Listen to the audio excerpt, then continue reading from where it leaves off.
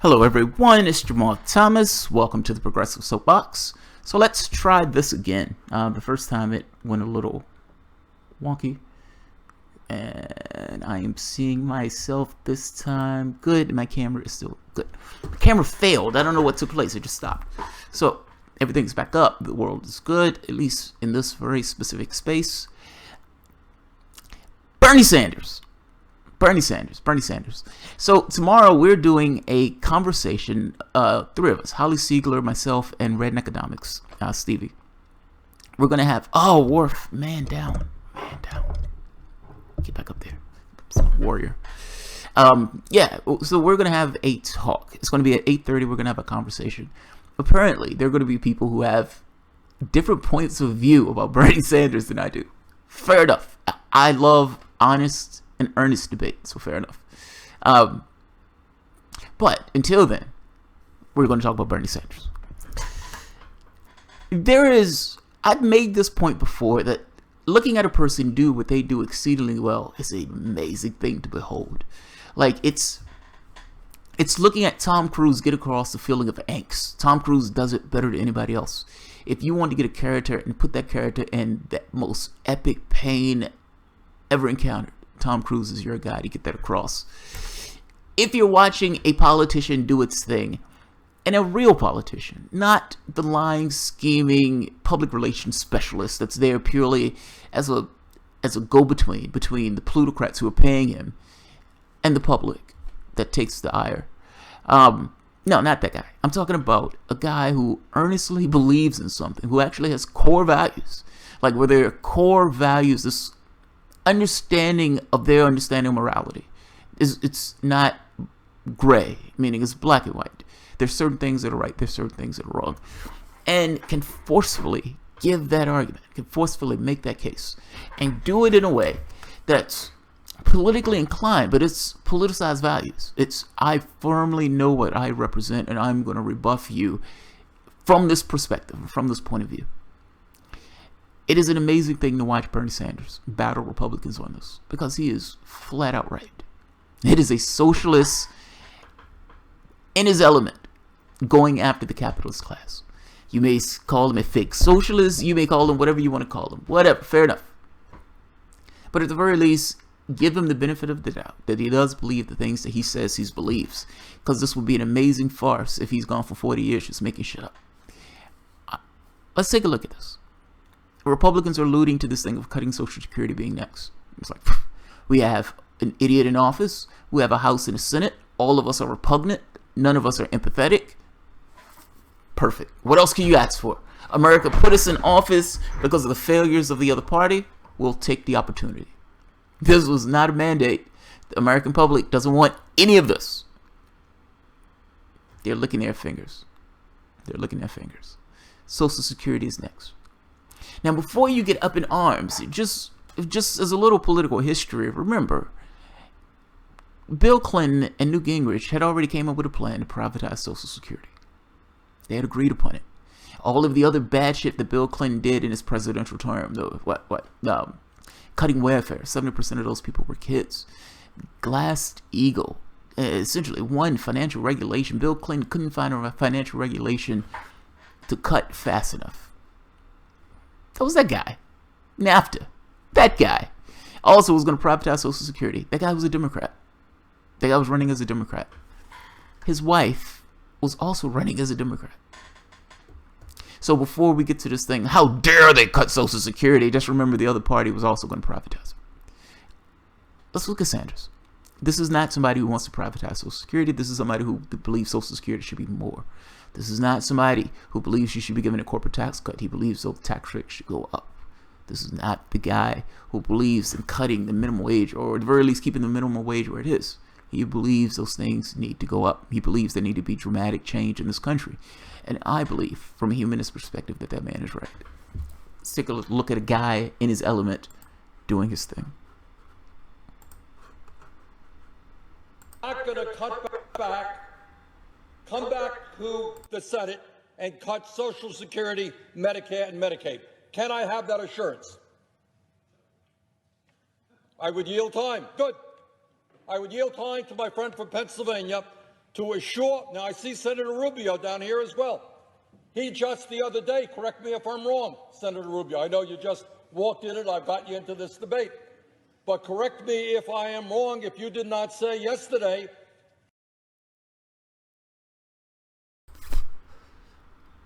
Just a quick aside for the moment. I'm going to put Bernie back on. I know people are like, get off, put that Bernie back. This is not a debate. This is not a debate. Let's stop the facade. This is not a debate. What I mean by that is, if you and I may meet somebody who's a libertarian. That libertarian and I, but the guy I work with, the guy who's the chief technology officer, libertarian. He would consider himself a kind-hearted libertarian. He's a very nice guy. I think he's very kind. Some of his ideas in regards to how society can be arranged is cartoonish. But I believe that libertarians' ideas are cartoonish in general. Not fully. I just mean this thing of allowing people to this free roam of the 1% or whatever. It's like you allow people to accrue this massive amounts of wealth. You need something to be a bellwether. And there is no such thing where you're going to be peaceful and have this thing of freedom if other people are poor, suffering, and wretched. They're going to come and get you. You're creating a recipe for chaos. Look, my point is, I can have that conversation with that libertarian. Him and I can go back and forth on how each of us believes society should be arranged. We can have that conversation and we can leave out still buddies. We can do that. Because ultimately, we don't necessarily have this thing where we're being paid and locked in our positions. I'm not paid being locked in my positions. He may say something and we're like, you know what, I kind of agree with that part, but I disagree with this part. You can come to some recognition of a middle ground where you guys stand without any kind of malice. You can do that when your position's not canned. Bernie Sanders is having a speech. This place is empty. He's not speaking to anybody. When these senators go down to the well of the Senate, nobody's there because nobody gives a shit what they have to say. Their positions are already canned. This is not a debate. This is not a debate at all. If it is a debate, who are you having that debate with? You think Rubio doesn't know his position? You think Ted Cruz doesn't know his position? You think any of these guys didn't know their position before they got to the floor of the Senate? And do you honestly believe that with them holding all of the numbers in this case, that they're talking to you as if they're in any way going to agree with anything that you say? How can it be a debate when both sides already know what both sides are going to be?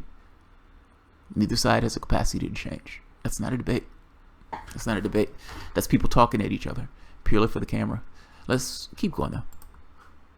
I'm sick of the facade. That's what I'm saying. If it's not a debate, don't call it a debate. These people are fixed in their positions based on the cash that's being paid to them. They're being bribed to take a position. That's not a debate. It's something else. That the Senate would now proceed to a quote-unquote entitlement reform, which in fact will mean cuts to Social Security, Medicare, and Medicaid. And I would yield to my friend from Florida to tell me whether or not I am accurately portraying what he said just the other day. Mr. President. The senator for Florida. Mr. President, it would surprise my friend to know that in Florida we got a lot of people on Medicare and Social Security. I know that. One of them is my mother. If I were to cut her Medicare and Social Security, sir, I probably could never see her again or go home. So the answer to your question is no. As I've been clear time and again, I believe that for future generations like myself, there need to be adjustments made. All right. Marco Rubio is a fucking liar. Marco Rubio is a goddamn fucking liar. He just sit there and lied through his teeth. They asked him a flat question. Are you saying you're going to cut Social Security? Well, I have a mother. Don't give a shit if you have a mother. I have a mother. And as I have a mother, I could never cut her, specifically her, as an individual Social Security. If I did that, she would be greatly upset with me. However, the future generations, oh, we're going to fuck them over royally. That's what he said. He essentially lied through his teeth. He's talking out both sides of his mouth. I would never cut my mom's Social Security. Nobody asked you about your mom. They asked you about Social Security. Are you going to cut? Do you have plans on cutting Social Security? And what he just said was, I'm not going to cut my mom's. And he's talking about 10 years. I remember Marco Rubio making this dumbass case saying that Social Security, leave it for this generation, but screw over the millennials. That's cut. That's called a cut. In any honest and rational term where people are having a conversation, that's called a cut. If you believe that you need to cut Social Security, say you need to cut Social Security and stand by cutting Social Security. Anything else, and you're lying through your teeth. You're lying through your teeth. These people need to define their terms. It's fucking aggravating when they say things that have no basis in reality, but they're twisting what they're saying in such a way to just lie. I have a nice suit on. I have a lot of money. When I say stuff, people are going to believe what I'm saying because I'm Marco Rubio. Marco Rubio is a fucking liar. Marco Rubio is a fucking liar. Let's keep going. Let me quote you. Let me quote you, Senator Rubio. Tell me if this quote is right. This was a quote that you just made yesterday. And if I'm wrong, I apologize. But as I understand it, you spoke to a group of Wall Street lobbyists, and this is what you said, quote, "Many argue that you can't cut taxes because it will drive up the deficit. But we have to do two things. We have to generate economic growth, which generates revenue, while reducing spending. That will mean instituting structural changes to Social Security and Medicare for the future," end of quote. Now, let me help define what my Republican colleagues mean when they talk about structural changes to Social Security and Medicare. It will mean that at a time when senior citizens are splitting their pills in half, Republicans will go forward with massive cuts to Medicare. Now, maybe their idea will be to raise the retirement age to 70, forcing older workers in terms of Social Security to work more before they can get their benefits. Maybe it will be privatizing Medicare and giving people a voucher. When my Republican friends talk about saving Social Security and Medicare, what they are talking about is cutting it. Would the gentleman yield? I will yield. Thank you. I'll yield 1 minute. Okay. I just want to make a very simple point. The senator from Vermont is concerned that. By the way, everything Bernie Sanders said right there was absolutely and factually true. Everything is true. He didn't lie. He didn't have to lie. He didn't have to spin anything. Their bill is that grotesque where they're like, we need to cut taxes on the rich and we need to kill entitlements in order to balance the fact that we've just cut taxes on the rich. That is the most immoral and repugnant thing that you can think of. And I have to be honest, when somebody told me, well, my mom and dad were Christians and they were nice people, how are you saying that they can't be Christians and Republican at the same time? These are the people they're voting for. These are the people they're voting for. This is nothing like Jesus. This has nothing to do with Jesus at all. I also want you to notice something else. Bernie Sanders' hair is all over the place. It's somewhat disheveled. It looks like his shirt is untucked. He's unkept. He has one mission, one very specific mission. These guys are trying to rape the public, and my job is to be the shield. And not because he's paid to do it or anything else. It's the opposite. You get up in the morning and that's what he thinks. That's what's in his head. The guy calls himself a socialist. I would imagine that this is very specific to him saying, this is horrible. We need to do something about it. I just want to make one last point. The reason that Republicans have been able to move the goalposts this far, understand how far you've come. You've gone from the New Deal to a situation where they're about to take an additional $1 trillion. They're about to gut Medicaid in order to pay for money for the rich. And on top of that, what this idea of Social Security is next. They tried to pass Trump Care. They tried to pass, well, what was the other thing that they tried to do? The net neutrality thing is the thing that's going through now. Obama put that guy in. But still, he felt froggy under Trump that he wanted to change it as soon as Trump got in office. Let's keep going. Let's hear some more Sanders. We're going to somehow cut Medicare or Medicaid. Neither word appears in the bill. But furthermore, if that were our plan, this would be the perfect vehicle to do it. It's reconciliation instruction. We could do it without requiring a single Democrat vote. We could do it. We could finish it. We've got control of the Republican House. If we had any intention to do that, this would be the vehicle. But the words don't even appear.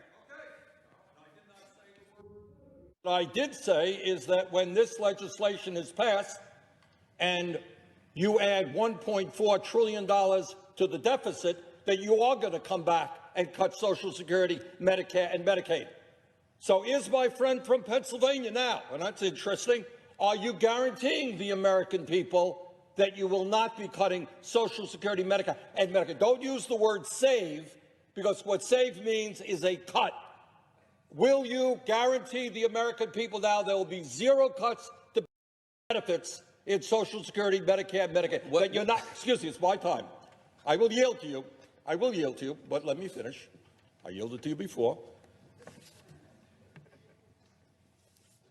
Will you guarantee the people of this country that after this bill passes, you will not come back, raise the retirement age, voucherize Medicare, raise the retirement age to Medicare, cut cost of living increases by instituting a so-called chained CPI? Do I have your word on that?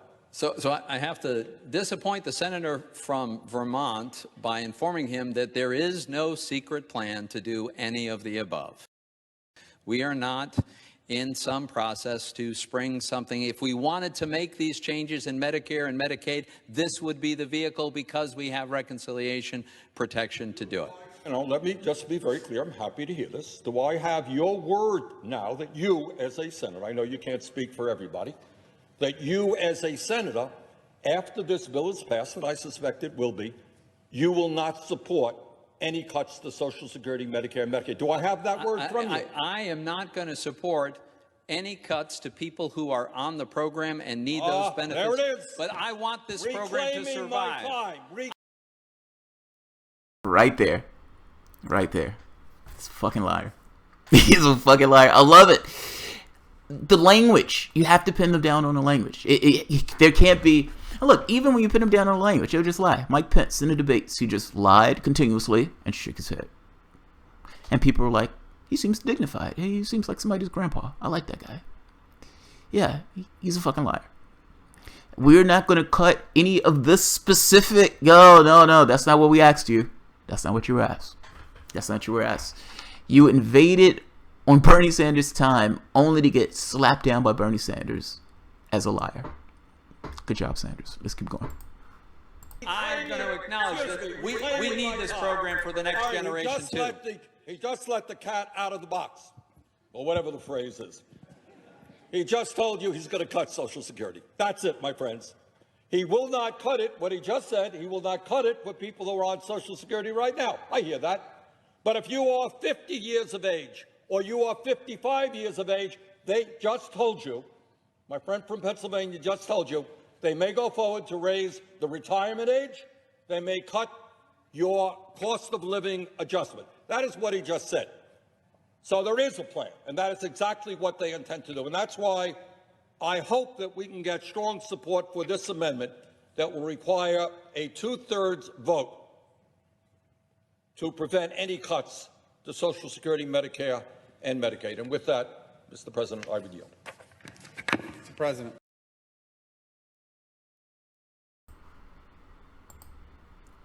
That is a man that is unequivocal in what he stands for. I love it. I love it. Look, people can take shots at Sanders. I understand it. I have videos where I am losing my shit about something Sanders did myself.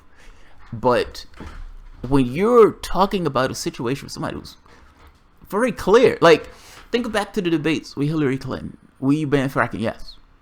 Hillary Clinton, I would ban it in this place, in that place, in this place, in that place. Are you an advocate for abortion? Yes. Unequivocally, yes. Yes, I'm clear on where I stand on this stuff. Yes. I love it. I love it. I have one more with him embarrassing Ted Cruz and this other guy. So let's... Gee, Ted, what tax bill were you talking about?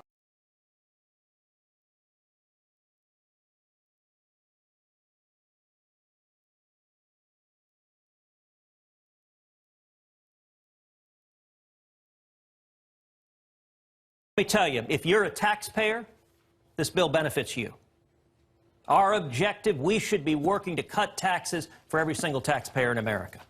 If you care about jobs and wages, if you're a young person who wants more opportunity, if you want to see wages going up, you're a winner. Right now, America has the highest corporate tax rate in the developed world. This bill cuts taxes on small businesses and job creators, which the Council of Economic Advisors says will benefit every family by about $4,000 a year. If you're a parent, They think people are massively stupid. Job creators? Job creators. That's amazing. They're branding plutocrats. People used to be called robber barons and plutocrats and all these other vile and disgusting names, because ultimately, if somebody feels that they need to have $20 million or $20 billion and somebody else is sleeping on the street, yeah, that guy's a vile and disgusting person. He has a mental illness.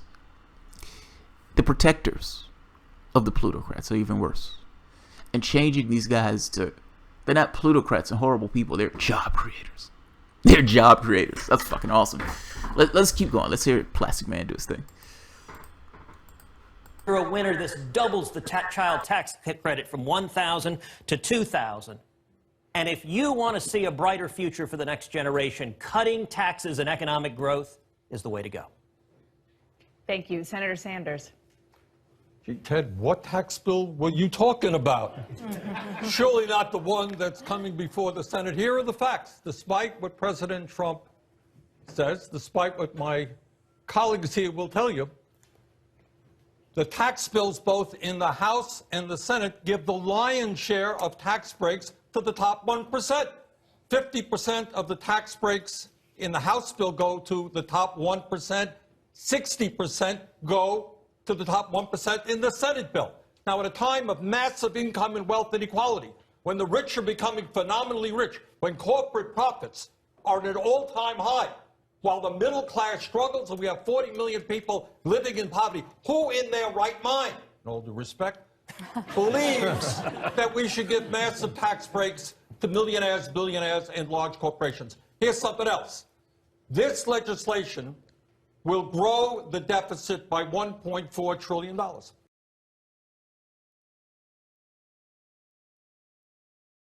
How is this going to help other single moms if this goes through?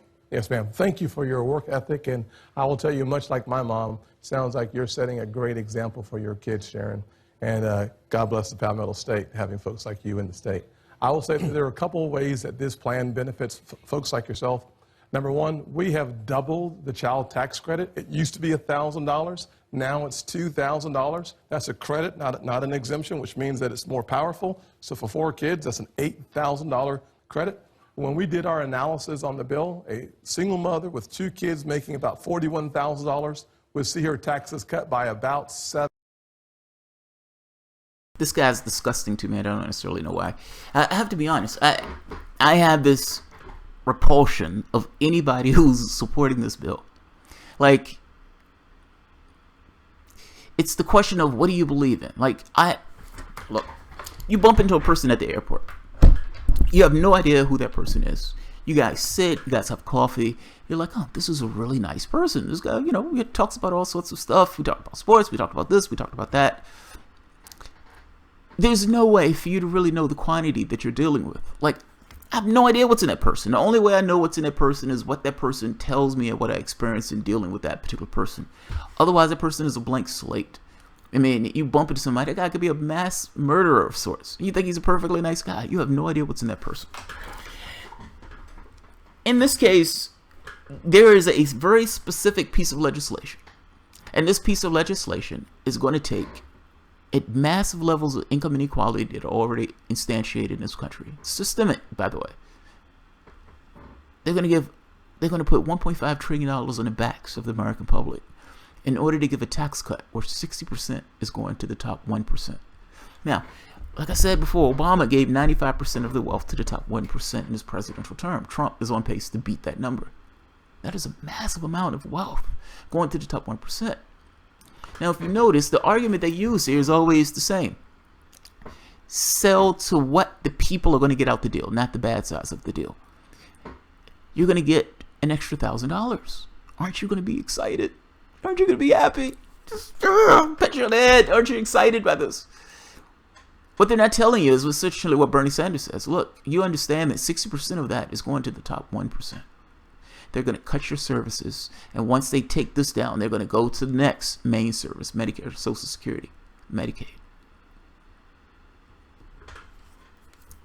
Let's keep going. I find this person disgusting. That's all. 75% under our plan. With 4 kids, it's probably going to cut it even more than that. So the long story short is you get to keep more of your hard-earned money to make better decisions for your family. I think that's good news. Thank you.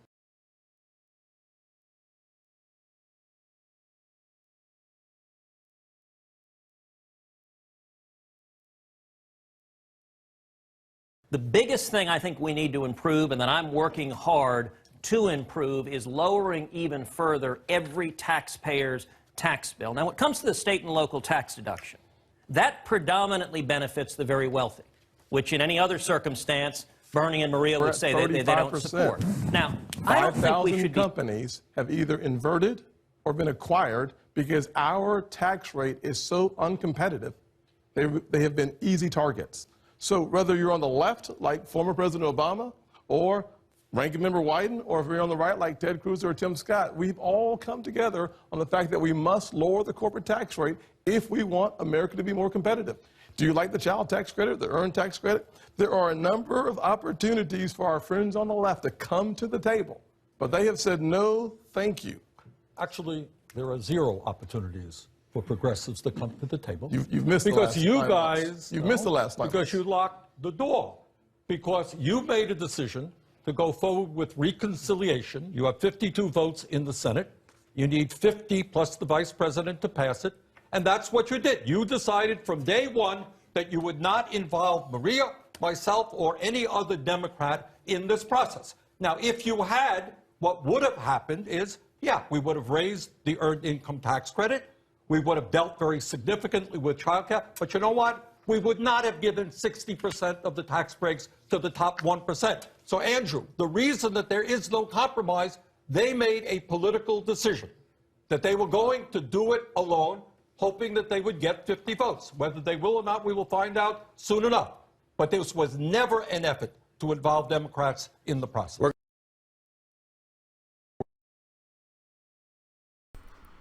He's right. Yeah, Sanders is right. I mean, look, the question always boils down to, where's the point where you say no? I mean, this is one of those things that seems to continuously come up. Where's the point where you say no? It's not this thing of, well, this person is being purist. Everyone has their ranges. What is the point that you say no? And yeah, Sanders is right. At a certain point, there is no compromise. There is nothing I can do to bridge this gap between these two things.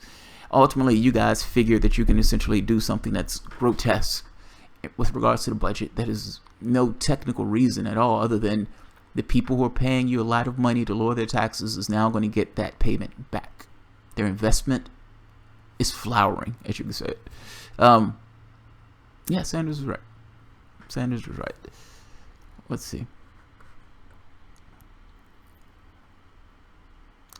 Bernie Sanders battles Republicans while he simultaneously supports the Democratic Party and all that entails. Please. Fair enough. Fair enough. But he is battling Republicans. Even if, look, at this moment, Bernie Sanders is an independent. Just as a flat fact, he's an independent. Yes, he's sheepdogging. Yes, he's working with Democrats. At this moment, there is an independent in the well of the Senate battling Republicans. I wanted to say single-handedly battling Republicans, but I thought people would be like, oh, dude, it's too much. So, fair enough. Fair enough. Politicians fool a lot of people. Anthony Allen, yes, they do. That's their job.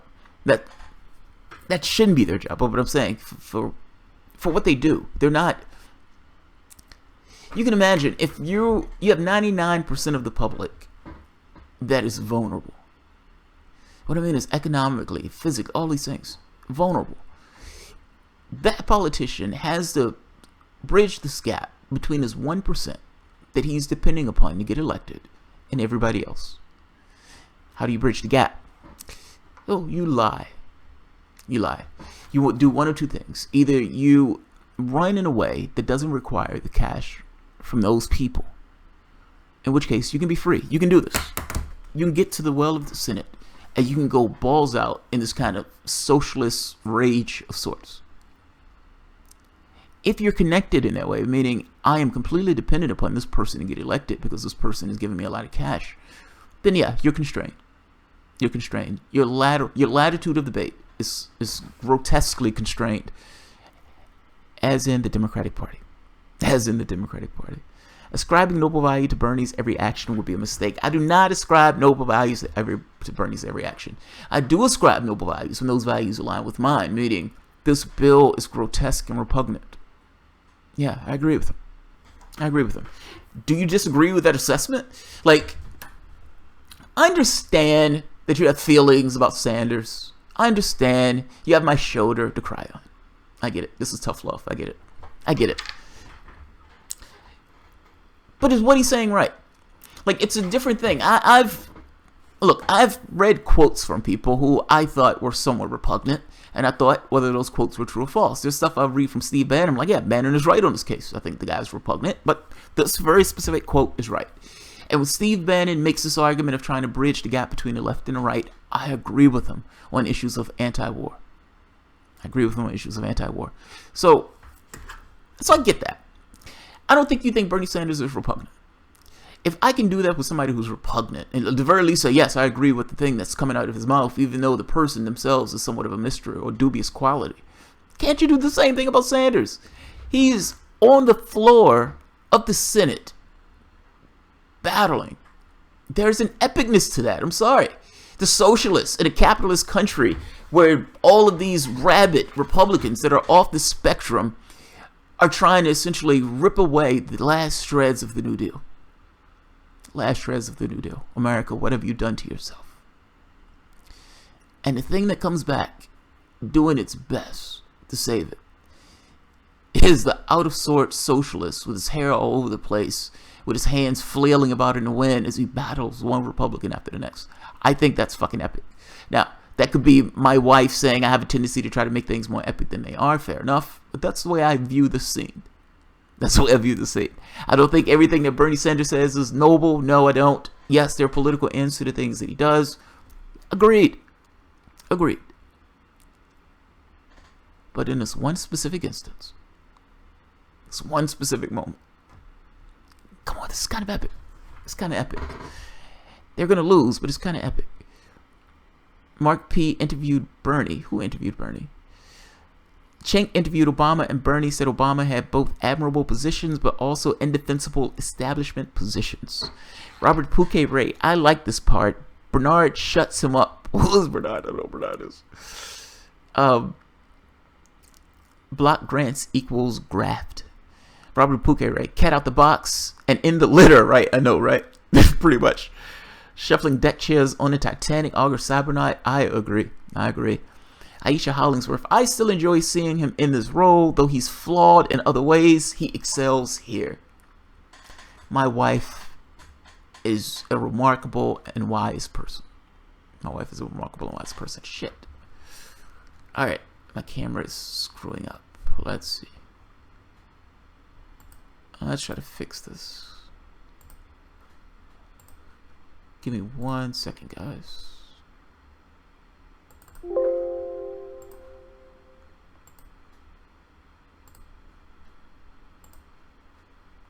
There we go. Sorry about that. My camera has been doing bad things. I don't know why my camera's been doing bad things. I will fix it at the end of the video stream. It is back up. I think the audio stayed up. I think the video went down, but video is back up. Let's see. Orange tie is a piece of the only time he was happy when he could brag how successful he is. Yeah, that's true. You're talking about Trump. I got freeze frame, but it's glorious. I know, right? I know.